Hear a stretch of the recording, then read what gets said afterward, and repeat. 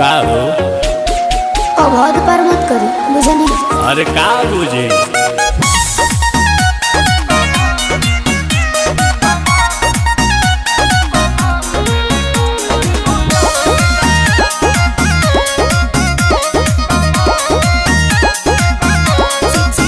शीतलहरी में बहरी न जाइए पिया, इस शरीर को समीर न बनाइए पिया। शीतलहरी में बहरी न जाइए पिया, इस शरीर का समीर न बनाइए पिया।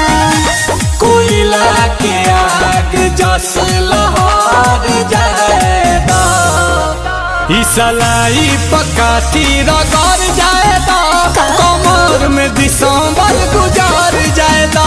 गरम हट के आहट भीतर जाएगा, कमर में दिसंबर गुजार जाएगा।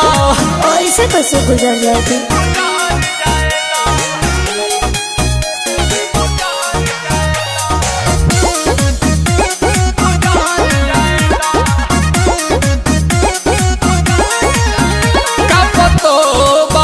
चापतो बारू आग पुअरा के तू तापतो बारू।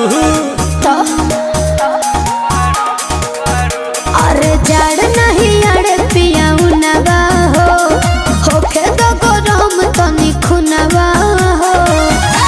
सारी चिंगारी होई बार जाएगा, तो सलाई पकाठी रगड़ जाएगा, कमर में दिसंबर गुजार जाएगा। गरम हट के आहट भीतर जाएगा, कमर में दिसंबर गुजार जाएगा। ऐसे क्या कहते हैं?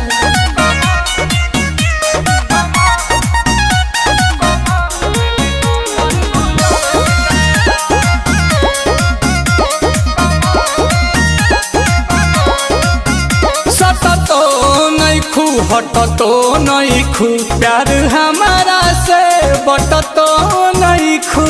हाँ।